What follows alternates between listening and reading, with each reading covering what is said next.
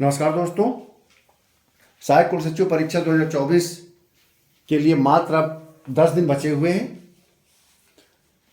28 का महीना है और आप लोग ये परीक्षा इलाहाबाद प्रयागराज में संभावित है, इसलिए आप लोग अपना रिजर्वेशन प्रयागराज के पहले से करा कर रख लीजिए, क्योंकि प्रयागराज में ही इसके सेंटर लिए गए हैं।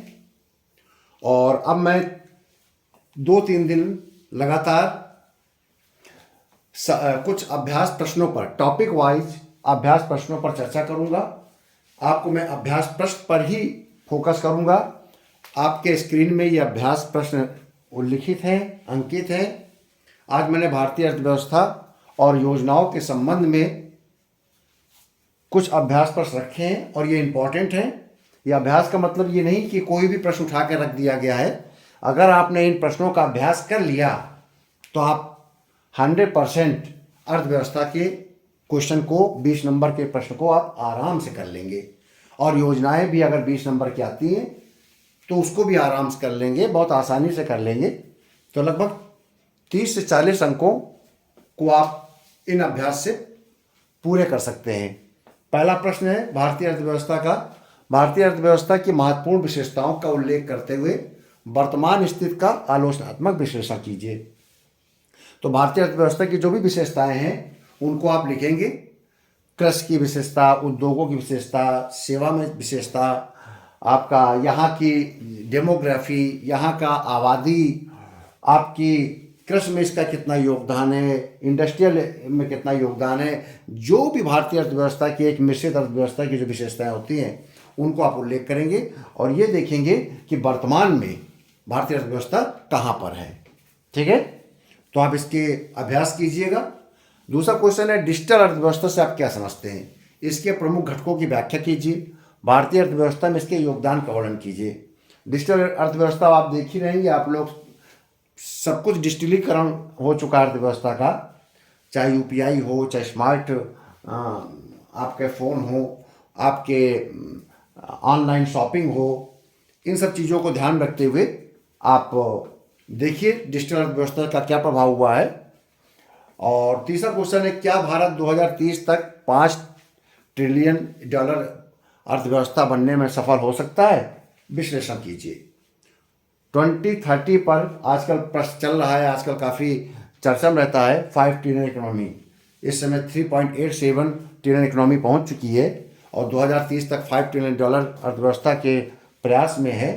तो आप भारतीय अर्थव्यवस्था में $5 ट्रिलियन अर्थव्यवस्था की जो विशेषताएं होनी चाहिए और भारत को किन किन क्षेत्रों में और अधिक विकास करना है, कितना निर्यात बढ़ाना है, कितना सेवा क्षेत्र में आगे बढ़ना है, कितना हमको व्यापार, वैश्विक आयात, वैश्विक निर्यात, FDI, FII, इनमें कितना चेंज लाना है, आपका कृषि में कितना निर्यात करना, कृषि उत्पादन में कितना बढ़ना है, सस्टेनेबल डेवलपमेंट कितना करना है। इसके अलावा सोलर और विभिन्न hydrogen, green hydrogen, electric vehicle, इन सब को ध्यान रखते हुए कहाँ पर कितनी प्रगति करनी है, इस पर आप एक उत्तर लिखिएगा।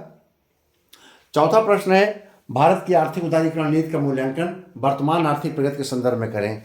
आपको पता ही है कि जुलाई 1991 में जब डॉक्टर मनमोहन सिंह वित्त मंत्री थे, उनके और प्रधानमंत्री PV नरसिम्हा राव थे, उनके समय से आर्थिक उदारीकरण का प्रारंभ हुआ था।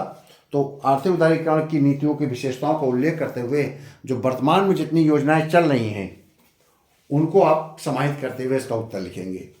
टिप्पणियाँ, यह चर्चित टिप्पणियाँ हैं महारत्न कंपनी, राष्ट्रीय प्राकृतिक खेती मिशन, श्वेत क्रांति 2, राष्ट्रीय आय, मुद्रास्फीति, बैंक रेट, अंतर्राष्ट्रीय मुद्रा कोष, मौद्रिक नीति, राजकोषीय नीति, सकल घरेलू उत्पाद। ये टिप्पणियाँ, अगर आप इन टिप्पणियों को 50-50 शब्दों में टिप्पणियों को आप लिख लेंगे तो आप फिर भारतीय अर्थव्यवस्था का कोई भी प्रश्न आप परीक्षा में सॉल्व कर ले जाएंगे। इसके साथ साथ योजनाओं को मैंने बताया था कि हर साल योजना आई है। 2007, 14, 18 2 योजनाएं पूछी जाती है। 11 योजनाएं जो मेरी समझ में आई मैंने लिखी। क्योंकि इनमें से बहुत सी योजनाओं के 10 साल पूरे हो गए हैं, तो ये चर्चित हैं पिछले 6 माह में। तो पीएम सूर्य घर बिजली योजना ये नई योजना है। लखपति दीदी योजना यह भी नई है। पीएम विद्या लक्ष्मी योजना यह भी नई योजना है। पीएम इंटर्नशिप योजना यह भी पिछले 6 महीने की योजना है।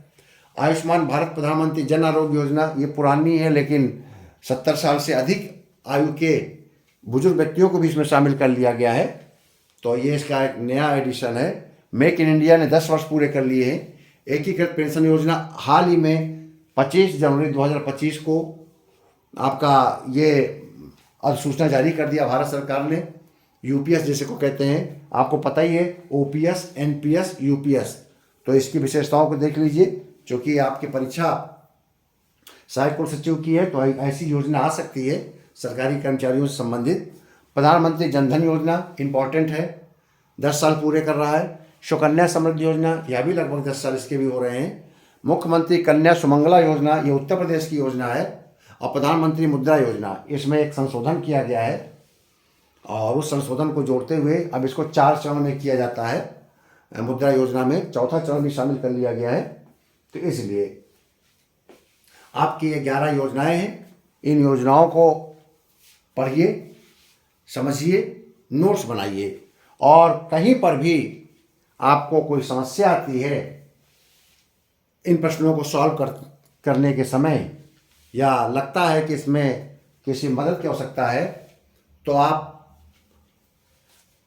कमेंट्स कीजिए, और कमेंट्स में स्पेसिफिक बताइए कि आपको किस में समस्या आ रही है, क्या इसमें आपको अपेक्षा है मुझसे, क्योंकि अब समय बहुत कम है, आपको भी अपने स्तर से बहुत कुछ करना है। क्योंकि इनमें से अगर मैं प्रत्येक टिप्पणी और प्रत्येक योजना और प्रत्येक प्रश्न को विस्तार से समझाने लगूंगा तो समय बहुत निकल जाएगा। और 10 दिन के अंदर मैं चाहता हूं कि सभी महत्वपूर्ण प्रश्नों, अभ्यास के प्रश्नों को मैं आपके सामने रख दूं, ताकि आप में से जितने भी सीरियस अभ्यर्थी हैं उनको अच्छे से वो तैयार कर सकें। लेकिन फिर भी मैं मानता हूं कि जो भी मेरे इस चैनल को देख रहे हैं, जो भी मेरे साथ जुड़े हुए हैं, वो सभी अभ्यर्थी सीरियस हैं, और उनको मैं सीरियस मानते हुए ये चाहूँगा कि अगर फिर भी आपको अगर कहीं समस्या आ रही है तो आप मुझको ज़रूर बताएं, किसी प्रश्न पर, किसी टिप्पणी पर, तो मैं आपकी मदद करूँगा। लेकिन कमेंट्स कीजिए, बताइए आपकी समस्या कहाँ पर है। अगले वीडियो पर इसके भाग 2 अभ्यास प्रश्न पर किसी नए टॉपिक के महत्वपूर्ण प्रश्नों को आपके सामने मैं प्रस्तुत करूंगा। लेकिन ध्यान रहे, इन प्रश्नों को आप अपने एक डायरी में नोट कर लें, एक कॉपी में नोट कर लें, और आप इनके उत्तर जरूर आप लिख लें, क्योंकि ये बहुत ही महत्वपूर्ण प्रश्न है, और बहुत ही सोच विचार कर, काफ़ी मंथन करने के बाद कम से कम संख्या में प्रश्न निकाल कर लाया हूँ। अगर भारतीय अर्थव्यवस्था के इतने कम प्रश्नों से आपके अगर 20 से 40 नंबर के अंक के प्रश्न आ जाते हैं, तो ये समझ लीजिए कि बहुत अच्छा होगा आप लोग की तैयारी के लिए।